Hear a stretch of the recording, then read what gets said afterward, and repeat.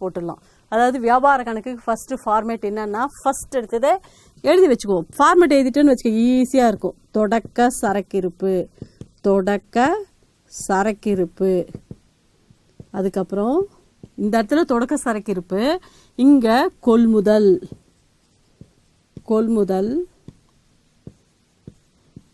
Minus கொள்முதல் திருப்பம். கொள்முதல் பண்ணும்போது நம்ம எல்லாத்தையுமே வாங்கிக்கணும்னு அவசியம் கிடையாது. சில பொருள்களை ரிட்டர்ன் கொடுத்துருவோம்.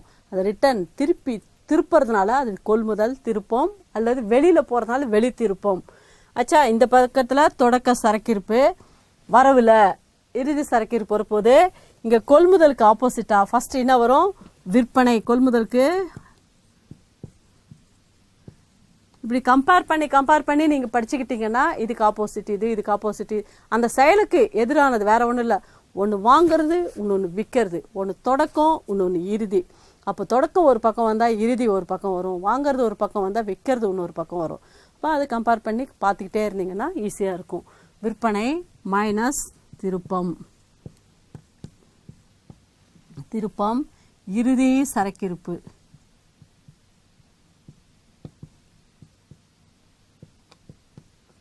ரெண்டு கணக்காக நம்ம போட்டுட்டோன்னு வச்சுக்கோ, ரொம்ப ஈஸியாக இது கணக்கு முடிச்சிடலாம். மொத்தம் 6 கணக்கு, 2 கணக்கு முடிச்சிட்டிங்க. அடுத்து 2 கணக்கு ரொம்ப ஈஸியாக. அப்போ இந்த கணக்குக்காக 20 மார்க் நம்ம போடாமல் விட்டோம் இத்தனை நாள் அப்படின்னு நினச்சிக்கலாம் இல்லையா? இந்த கணக்கு நீ எவ்வளோ ஈஸியாக இருக்குது, இதை போடுறதுக்காக விட்டுட்டோம் அப்படின்னு பார்த்துக்கோ இல்லையா? என்ன இருக்குது? வரவு சைடு விற்பனையிலேருந்து விற்பனை திருப்பம் அல்லது உள் திருப்பம். அதுக்கு ஆப்போசிட் என்னது? கொள்முதல் மைனஸ் கொள்முதல் திருப்பம் பற்றில். அதே மாதிரி இங்கே பற்றில் இருக்கிற தொடக்க சரக்கிருப்பு, வரவு சைடு இறுதி சரக்கிருப்பு. ஓகேயா? இப்போ வந்து பார்த்தீங்கன்னா பாருமா, விற்பனை நம்ம கண்டுபிடிச்சோம் இல்லையா? நல்லா நான் வச்சுக்கோ, விற்பனையே இங்கே தேடிக்கிட்டு இருந்தால் உனக்கு கிடைக்காது. இங்கே தேடினா கிடைக்காதுன்றதுக்காக தான் நம்ம போட்டு கண்டுபிடிச்சிருக்கோம். பார்த்தியா, கடனாளிகள் கணக்கு கீழே போட்டிருக்கோம் இல்லையா? மொத்த விற்பனை எவ்வளோ கண்டுபிடிச்சிருக்கோம்? 3,30,000 ரூபாய். 3,30,000. அதில் விற்பனை திருப்பம் பார்த்தீங்கன்னா அந்த வரவு சைடு பாரு, விற்பனை திருப்பம் எவ்வளோ ரூபாய் கொடுத்துருக்காங்க? எவ்வளோ ரூபாய் போட்டிருக்கோம்? 7,500. 7,500 கழிச்சேன்னா 3,22,500. ஓகேயா? அடுத்தது கொள்முதல் எவ்வளோ கண்டுபிடிச்சிருக்கோம்? மொத்த கொள்முதல் தான் எடுத்துக்கணும். புரியுதா? கொள்முதல்ன்ட்டு நீ புக்கில் தேடிக்கிட்டு இருந்தா, கொஸ்டின் பேப்பரில் தேடிட்டு இருந்தா உனக்கு இந்த கணக்கில் கிடைக்காது. 54வது கணக்கில், அதாவது ஃபர்ஸ்ட் சாப்டரில் கிடைக்கும், இந்த சாப்டரில் உனக்கு கிடைக்காது. நீ கண்டுபிடிச்சிருக்க பாரு, அதுக்கு தான் கண்டுபிடிக்கிறது. அந்த கணக்கு எதுக்கு போடுறோம்? மொத்த கடன் இந்த ஒரு கணக்கு கடன் கொள்முதலை கண்டுபிடிக்கிறதுக்கு. அது கீழே அந்த ஃபார்மேட்டு மொத்த கொள்முதல் கண்டுபிடிக்கணும்னா கடன் கொள்முதல் ரொக்க கொள்முதலையும் கூட்டணும். ரொக்க கொள்முதல் இருந்தால் கூட்ட போகிறோம், இல்லைன்னா டேஷ் 0 போட்டு 2,47,500. 2,47,500. கொள்முதல் திருப்பம் அந்த பாரு, பற்று சைடு இருக்கும். மொத்த கடனீந்தோர் கணக்கினுடைய பற்று சைடு 3வதா கொள்முதல் திருப்பம். எவ்வளோ போட்டிருக்கோம்?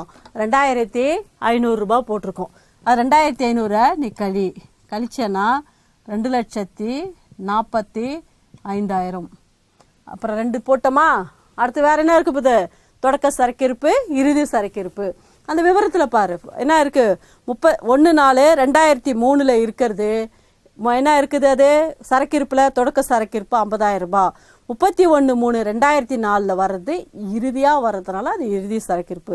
தொடக்க சரக்கிருப்பு 50,000, இறுதி சரக்கிருப்பு 25,000. புக்கில் பாரு. என்ன கஷ்டம் உங்களுக்கு? இதில் ஒரு கஷ்டமும் இல்லை. ஃபஸ்ட்டு கடனாளிகள் கணக்கு நல்லா ப்ரிப்பேர் பண்ணிவிட்டு கடனீந்தோர் கணக்கு போட்டு கடன் விற்பனையும் அதுக்கப்புறம் கடன் கொள்முதலையும் நம்ம கண்டுபிடிச்சிட்டோன்னா அதுக்கப்புறம் எல்லாமே ஈஸி தான். அந்த கணக்கு நீ வந்து புரிஞ்சுக்கிட்டு ஒவ்வொரு ஸ்டெப்பாக நீ போடும்போது உனக்கு ஒன்றும் இந்த கணக்கு ஒன்றும் கஷ்டமே கிடையாது இல்லையா? இப்போது போட்டு ஏதாவது நேரடி செலவுகள் இருக்கின்றனவா என்று பாரு. மற்ற விவரங்கள் பிற விவரங்கள்ல இருக்கா பாரு. இருக்கா? நேரடி செலவு பல்வகை செலவெல்லாம் வராதிங்க. கூலி, உள்துக்கு கூலி அது மாதிரி இல்லை. அப்போ இல்லைன்னா அப்போ வியாபார கணக்கு நம்மளுக்கு முடிஞ்சு போயிடும். வியாபார கணக்குல இருந்து நம்ம என்ன கண்டுபிடிக்க போகிறோம்? மொத்த லாபம் கண்டுபிடிக்க போகிறோம். வியாபார கணக்கினுடைய தயாரிக்கிறதுனுடைய பர்பஸே என்னவா? மொத்த லாபம் கண்டுபிடிக்க போகிறோம். அது மொத்த லாபத்தை நம்ம இப்போ கண்டுபிடிக்க போகிறோம். எப்படி கண்டுபிடிக்க போகிறோம் பார்த்தீங்கன்னா, இது 2.5 லட்சம் பார்த்தீங்கன்னா 2.95 தான் வருது. இது 3 லட்சத்துக்கு அதிகமாக இருக்குது. அப்போ இந்த பக்கம் தான் வரவு சைடு தான் டோட்டல் அதிகமாக இருக்கிறதுனால போடு. எவ்வளோ வருது? 3,47,500. அதை எடுத்துகிட்டு வந்து பட்டு சைடு போடு. 3,47,500. இப்போ 3,47,500ல் இது ரெண்டுத்தையும் கூட்டணும். கூட்டினா என்ன வருது? 2,45,000 ஒரு 50,000 கூட்டணும்னா 2,45 ஒரு 50,000. அப்போ 2,95,000 2,95,000. அந்த மொத்தத்தில் இருந்து 2,95,000 கழிச்சோன்னா உனக்கு கிடைக்கிறது 52,500. அதுதான் என்னது? மொத்த லாபம் 52,500.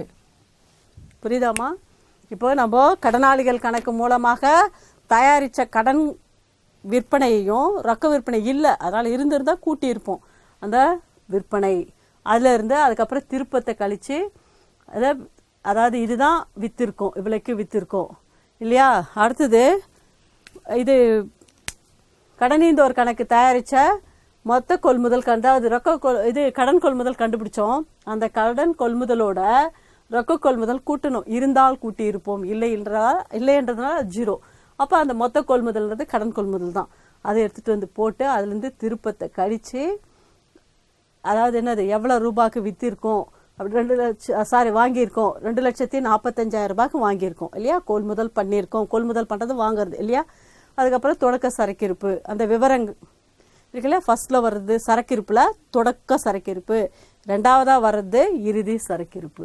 போட்டு பார்த்தீங்கன்னா வரவு சைடு டோட்டல் அதிகமாக இருக்குது. எடுத்து வந்து போட்டு என்ன இருக்குது? தொடக்க சரக்கிருப்பும் கொள்முதலையும் கூட்டி இந்த மொத்தத்தில் கழிச்சோன்னா மொத்த லாபம் கிடைக்கிறது. அந்த மொத்த லாபத்தை எங்கே எடுத்துகிட்டு வரோம்? லாப நஷ்ட கணக்கினுடைய வரவு சைடு கொண்டு வர போகிறோம். இப்போது மொத்த லாபம்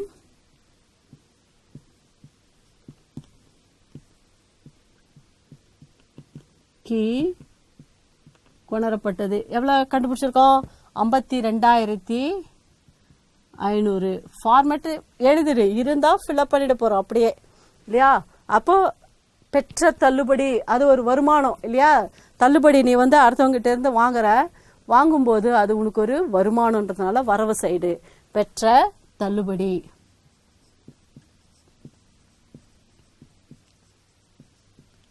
அடுத்தது அளித்த தள்ளுபடி. தள்ளுபடி நீ கொடுக்கறதுனால அது உனக்கு ஒரு செலவு இல்லையா? அதனால பட்டு சைடு செலவெல்லாம் பட்டு சைடு. அளித்த தள்ளுபடி.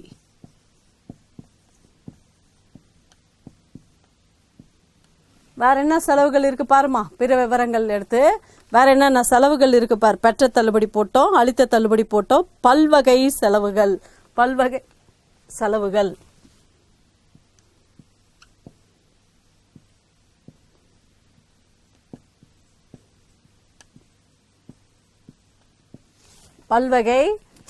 எழுதியிருக்கோம். அப்புறம் வேற என்ன செலவுகள் இருக்கு? வேற எதுவுமே செலவுகள் இல்லை. கடைசியா அறைகலன் மீது தேய்மானம் 137வது பக்கத்தில் டாப்ல இருக்கு பார்.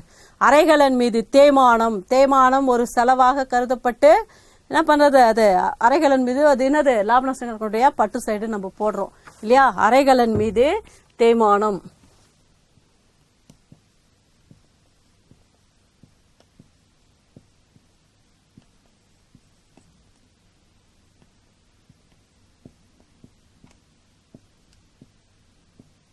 அறைகலன் தேய்மானம் வந்து எப்பவுமே எதுக்கு போட மாட்டோம்? தொடக்க இருப்புக்கு போட மாட்டோம் இல்லையா? 3வது சாப்டர் படிக்கும்போது உங்களுக்கு தெரியும். தேய்மானம் வந்து தொடக்க இருப்புக்கு போட மாட்டோம். ஏன்னா வாங்கின உடனே எந்த பொருளும் தேய்வடையாது. ஒரு டிவி வாங்கிட்டு வரீங்க, ஃப்ரிட்ஜ் வாங்கிட்டு வரீங்க, வீட்டுக்கு எடுத்துகிட்டு வந்த உடனே பார்த்தா அது புதுசாக இருக்கும். அதனால் அதுதான் தொடக்கம் இல்லையா? அது மேலே நம்ம தேய்மானம் போடக்கூடாது. ஒரு வருஷம் கழிச்சோ இல்லை நீ யூஸ் பண்ணிவிட்டு விற்கிறன்னும் போது அதே விலைக்கு வாங்க மாட்டாங்க இல்லையா? ரெண்டாவதா அப்போ வந்து அந்த எந்த அளவுக்கு அதை யூஸ் பண்ணுறோமோ அது மேலே அதுதான் அது கழிக்கிறாங்க இல்லையா? அந்த தொகை தான் தேய்மானம். புரியுதா? அப்போது தேய்மானம் வந்து இறுதி இருப்பு மீது தான் போடுவாங்க, தொடக்க இருப்பு மீது போட மாட்டாங்க. அறைகளுடைய இறுதி இருப்பு எவ்வளோ? 2,500. அதுக்கு 5%. 2,500க்கு எத்தனை சதவீதம் போட சொல்லியிருக்காங்க? சாரி 5000 ரூபாய்.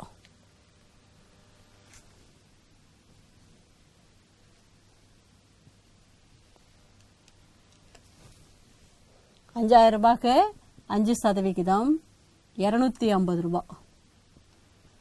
எப்படி கண்டுபிடிக்கிறது? 2 ஜீரோக்கு 2 ஜீரோ கேன்சல் ஆகிடுமா? 2 ஜீரோவா? 2 ஜீரோ 5 25.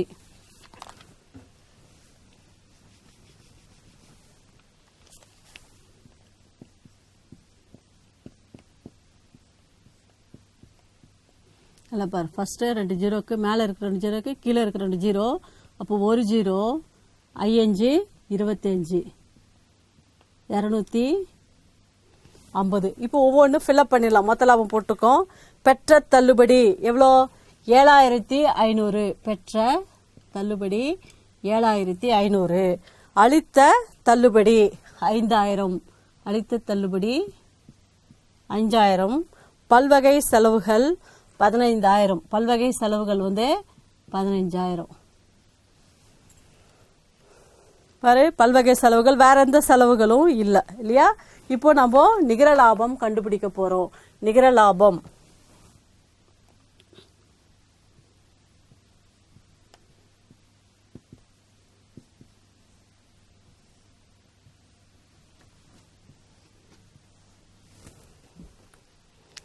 நல்லா நான் பார்த்துக்கோமா, ஒவ்வொரு ஸ்டெப்பாக திருப்பி சொல்லிடுறேன்.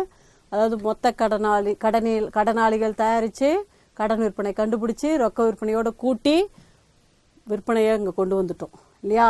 அதே மாதிரி மொத்த கடன் இந்த ஒரு கணக்கு தயாரித்து கடன் கொள்முதலை கண்டுபிடிச்சி கடன் கொள்முதலோட ரொக்க கொள்முதலை கூட்டி மொத்த கொள்முதல் கண்டுபிடிச்சி கொள்முதல் கொண்டு வந்துட்டோம்.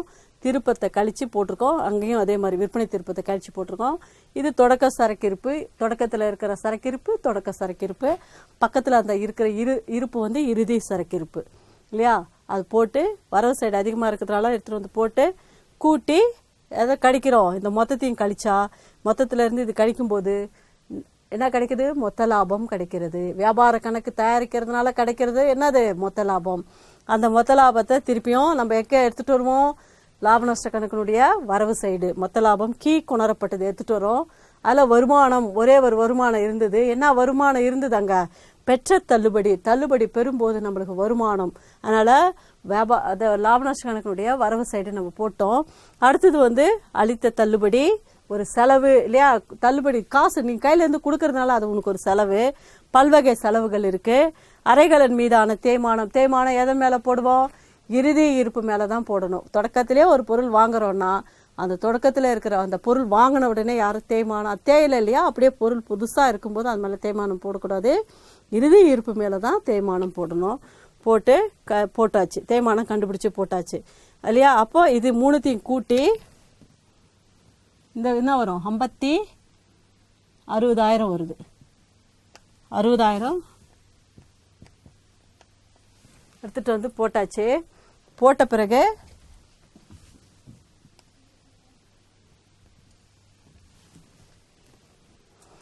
போட்டாச்சு இல்லையா? இதுல இருந்து 15,000 ஒரு 5,000 20,000 20,250.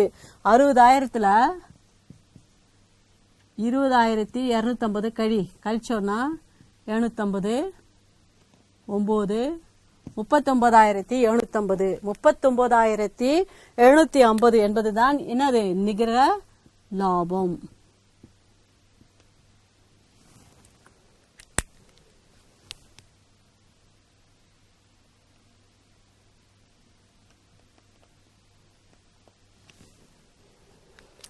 நிகர லாபம் கண்டுபிடிச்சாச்சு. நிகர லாபம் எடுத்துன்னு போய் எங்கே எடுத்துகிட்டு போக போகிறோம்? இருப்பு நிலை குறிப்பினுடைய பொறுப்பு சைடு முதலோட கூட்ட போகிறோம். புரியுதா? அதனால் இது வரைக்கும் நல்லா தெரிஞ்சு ரெண்டு கணக்காக போட்டு மொத்தம் 6 கணக்கு. இதில் 6 மாடலில் 4 கணக்கு போட்டுட்டோம். இன்னும் இதில் 2 கணக்கு இருக்குது. அதுவும் உனக்கு நல்லா தெரிஞ்ச கணக்கு. இந்த வியாபார கணக்கெல்லாம் என்னது இறுதி கணக்குகள்லையே நீ போட்டுடுற.